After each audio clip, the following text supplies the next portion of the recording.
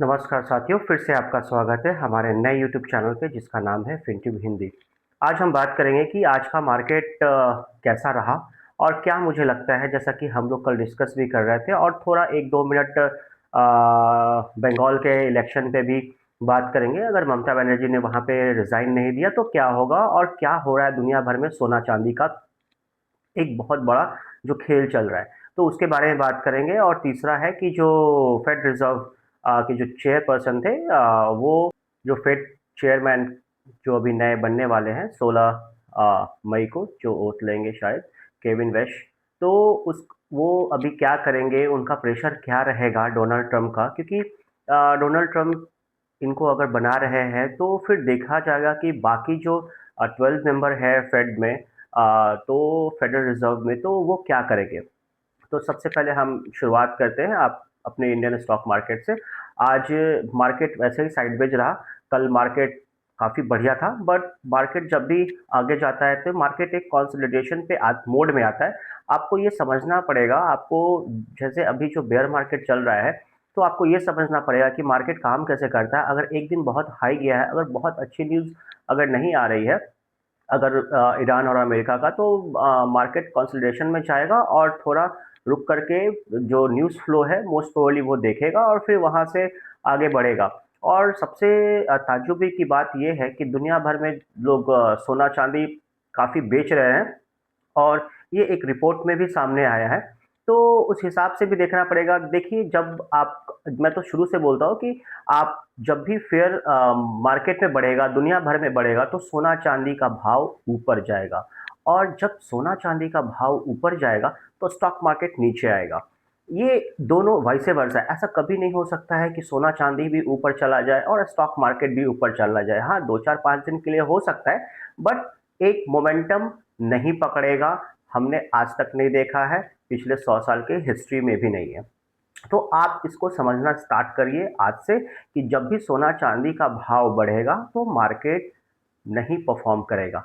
और इतना दुनिया भर में जब सोना चांदी बिक रहा है तो किसी न किसी के पास उसका अब ये लग रहा है कि अब यहाँ से मार्केट आगे भागेगा, क्योंकि बहुत मार्केट ने आराम कर लिया है। अब उसको भागने की तैयारी करनी चाहिए, क्योंकि दुनिया भर में ईरान और अमेरिका का भी ऑलमोस्ट मोस्ट प्रोबेबली कुछ दिन में ठीक हो जाएगा। जो ट्रम्प के दामाद हैं, वो लगे हुए हैं इस काम में और वो वन पेज का मेमोरेंडम केवल नॉर्मल सा सब कुछ रेडी करवाए हैं। और बात वहीं इनरिच यूरेनियम पे भी है जो 60% है, तो ईरान अब उस पर भी बात करने के लिए रेडी हो गया है। तो मोस्ट प्रोबेबली जो मुझे लगता है, तो एक टाइम बताना तो मुश्किल है, बट एक हफ्ता 10 दिन जो लगे, तो उसमें ये मामला सलट सकता है। तो ये बहुत बड़ा फेयर जो है वो दुनिया भर से निकल जाएगा और मार्केट में तो न्यूज़ की कमी नहीं है।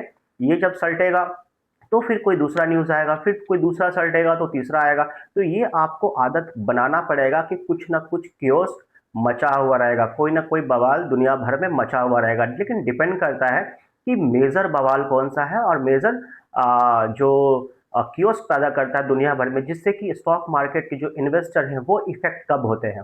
तो ये आपको खुद समझना पड़ेगा और सोचना पड़ेगा कि क्या हो रहा है। तो देखिए, दुबई कभी भी यूएई ये नहीं चाहता है कि अमेरिका और ईरान का मामला सुलझ जाए, क्योंकि उसको तो क्रूड ऑयल पे बहुत ज़्यादा पैसा मिल रहा है, बढ़े हुए दाम में मिल रहा है, तो वो बहुत पैसा कमा रहा है, तो कभी नहीं चाहेगा। बट लेकिन बाकी और लोगों के लिए तो ये इम्पोर्टेंट है कि यूएस और ईरान का मामला सुलझ जाए, जैसे कि इसराइल भी नहीं चाहता है कि ये मामला सलटे। और दूसरी बात है कि जो ट्रम्प है वो खुद स्टॉक मार्केट से बहुत लिंक्ड आदमी है। शुरू से वो बहुत लिंक्ड आदमी है स्टॉक मार्केट से, बहुत अच्छे से समझता है। तो इस वजह से उल्टे पुल्टे जो बयान आ रहे थे, अब ये लास्ट उनका बयान माना जा रहा है, क्योंकि उनके जो दामाद हैं वो लगे हुए हैं। तो बाकी लोगों को विश्वास है कि इस बार सब कुछ ठीक होगा और मैं भी यही उम्मीद करता हूँ कि इस बार सब कुछ ठीक होगा। और दुनिया भर में अब बात करते हैं कि दुनिया भर में सोना चांदी क्यों बिक रहा है। तो दुनिया भर में सोना चांदी इसलिए बिक रहा है कि बाकी लोगों को लग रहा है कि अब सोना चांदी का अब जितना अपर सर्किट लगना था वो लग चुका है। अब जैसे ही मार्केट आगे जाएगा, दुनिया से डर खत्म होगा, सोना वहां से खटाक सा 10-15% नीचे आएगा। और ये आएगा विद इन अ मंथ। अगर सब कुछ ठीक हो गया तो with in a month 10-15% gold नीचे लुढ़केगा और फिर वहां से धीरे धीरे नीचे जाएगा और फिर थोड़ा सा ऊपर बढ़ेगा, थोड़ा नीचे जाएगा। उसी में जब तक सब मामला सलट जाएगा उसके बाद फिर गोल्ड स्टेबल हो जाएगा। तो ये चीज़ जो है आपको समझना पड़ेगा। और दूसरी बात ये है कि जब ममता बनर्जी, थोड़ा मैं बात कर लेता हूँ वेस्ट बंगाल के इलेक्शन पे भी, तो वो बोल रहे हैं कि रिज़ाइन नहीं करेंगे और तो फिर क्या हो सकता है, ठीक है? तो उस पे कुछ होगा नहीं।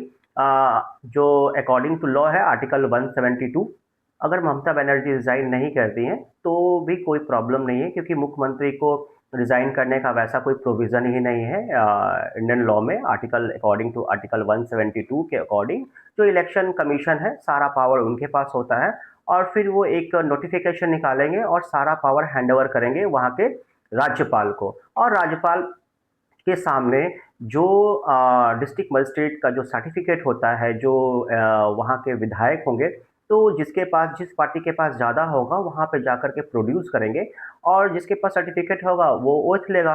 तो ममता बनर्जी रिज़ाइन करें ना करें उससे कोई किसी को फ़र्क पड़ने नहीं जा रहा है कि रिज़ाइन नहीं करेंगी तो कोई ओथ नहीं लेगा। उनके पास अभी पावर नहीं है, जैसे क्योंकि ये सारा कुछ कॉन्स्टिट्यूशन में 5 इयर्स के लिए ऑलरेडी दे दिया गया है। जो 5 साल कोई सरकार में रहता है, 5 साल जब आपका टर्म पूरा हो जाता है तो उसके बाद ऑटो मोड में सारा पावर इलेक्शन कमीशन के पास आता है और इलेक्शन कमीशन फिर वो सारा पावर हैंडओवर करती है वहाँ के गवर्नर को, और गवर्नर वहाँ पे चेकआउट करते हैं कि किसके पास ज़्यादा एमएलएज है, वो फिर उसकी सरकार बनती है। बहुत सिंपल है, वेरी वेरी सिंपल। तो इस हिसाब से ही सरकार बनेगी। अगर ममता बनर्जी को अगर लगता है कि जो बची कुछ इज्जत है अगर वो बचानी है तो फिर रिज़ाइन कर दे, अदरवाइज नहीं। अगर लग रहा है कि उनके रिज़ाइन करने से कोई फ़र्क पड़ता है, वो तो आप भी सोच सकते हैं। हर लोग यही बोलता है कि भाई मैं तो राजा आदमी हूँ, तो आप मन में सोचते रहिए कि आप राजा हैं, तो उससे क्या ही फ़र्क पड़ जाएगा। तो ये सब चीज़ जो है बहुत सिली थिंग्स है। ये सब चीज़ तो बिल्कुल राजनीतिक करियर में बिल्कुल नहीं करना चाहिए। और उनके ऊपर भी अभी एक कुछ पॉइंट आउट हुआ है सीजीआई का कुछ, तो वो भी एक बहुत इंटरनेशनल मैटर में फंसने वाले हैं मोस्ट प्रोबेबली। तो देखिए अभी तक तो उसका कोई एविडेंसेस मार्केट में फ्लो नहीं हुआ है, बट आगे जा करके देखते हैं क्या कैसे क्या होता है।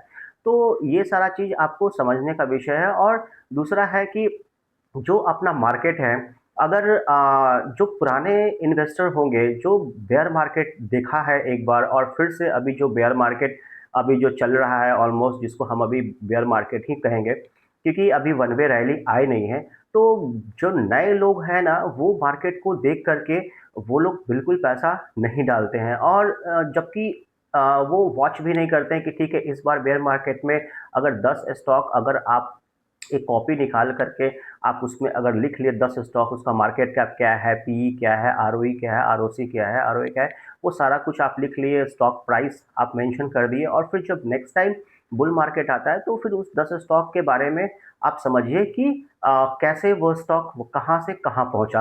तो आपको एक फिगर आउट होगा कि स्टॉक की बुल मार्केट और बेयर मार्केट में होता क्या है। नए इन्वेस्टर कभी भी स्टॉक मार्केट में घटे हुए भाव में पैसा नहीं डालते हैं। जो इन्वेस्टर रहते हैं पहले से ऑलरेडी जिनको पता है, तो वो लोग पैसा बहुत अच्छे से डालते हैं और उनको ही फ़ायदा होता है बुल मार्केट में जब दाम बढ़ता है।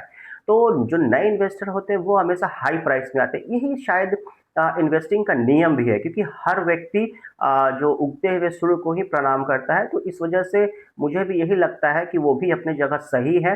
जब उनको कंफर्म हो जाता है कि नहीं मार्केट यहाँ से आगे जा रहा है, आगे भाग रहा है, तो तभी वो अपना पैसा डालना चाहते हैं और होता भी वैसे ही है।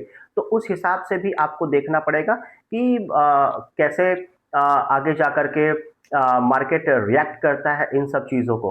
मैंने कल भी कहा था कि जो जिनका ट्रेन छूट गया है वो भी अभी तक तो मौका है कि वो ट्रेन पे चढ़ सकते हैं, लेकिन अगर कन्फर्मेशन होने के बाद ट्रेन पे अगर चढ़ना चाहते हैं तो फिर आपको भाव भी कन्फर्म वाले ही देने पड़ेंगे, क्योंकि जो चीज़ अभी 100 रुपए का है वो 60 रुपीज़ में मिल रहा है। अगर आप नहीं लेंगे और आगे जा कर के वही 80 रुपए 90 रुपए हो जाएगा, लेकिन हाँ कंफर्म हो जाएगा कि वहाँ से वो 120 रुपए पहुँचेगा, तब आपको भाव भी वैसा ही देना पड़ेगा। इसलिए आपको एक बार लाइफ में 10 साल 15 साल में या 10 इयर्स में ही, तो आजकल न्यूज़ फ्लो इतना ज़्यादा बढ़ गया है कि तुरंत से बुल मार्केट आता है और तुरंत से बुल मार्केट जाता है।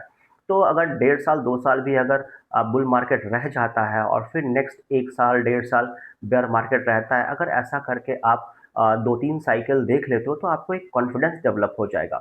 तो उस हिसाब से, और जो नए इन्वेस्टर हैं मैं तो उनको यही सजेस्ट करता हूँ कि वो म्यूचुअल फंड में पैसा डालें, डायरेक्ट स्टॉक में इन्वेस्टिंग ना करें, क्योंकि अब प्रॉब्लम क्या है कि यहाँ पे जो प्रॉब्लम यहाँ पे क्या है कि अगर आप खुद से ही सारा काम करना चाहते हो तो फिर वो नहीं हो पाएगा। इसलिए म्यूचुअल फंड में जो फंड मैनेजर होते हैं वो स्टॉक को खुद से ही घटाते और बढ़ाते रहते हैं। तो अगर आपको कोई दिमाग नहीं लगाना है तो आप आराम से अभी घटे हुए बाज़ार में म्यूचुअल फंड में आप अपना पैसा लगा सकते हो, वो आपका बेस्ट है।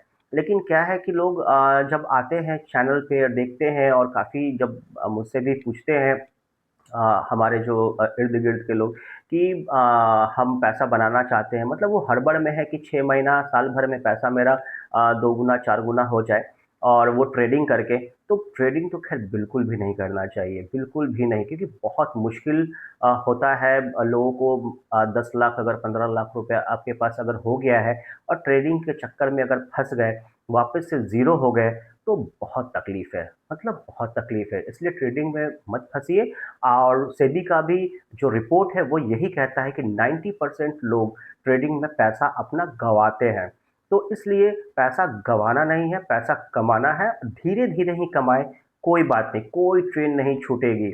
हर ट्रेन आपके लिए करेक्ट टाइम पे स्टेशन पे रुकेगी, आप आराम से अपने सीट पे बैठोगे और आपको जीवन में जहाँ पहुँचना है वहाँ पहुँच जाओगे, बड़े आराम से। स्टॉक मार्केट अगर समझा जाए तो मुझे पर्सनली है तो मुझे बहुत बोरिंग इसलिए लगता है कि एक बार इन्वेस्टिंग करके फिर 4 साल 5 साल रुकना पड़ता है।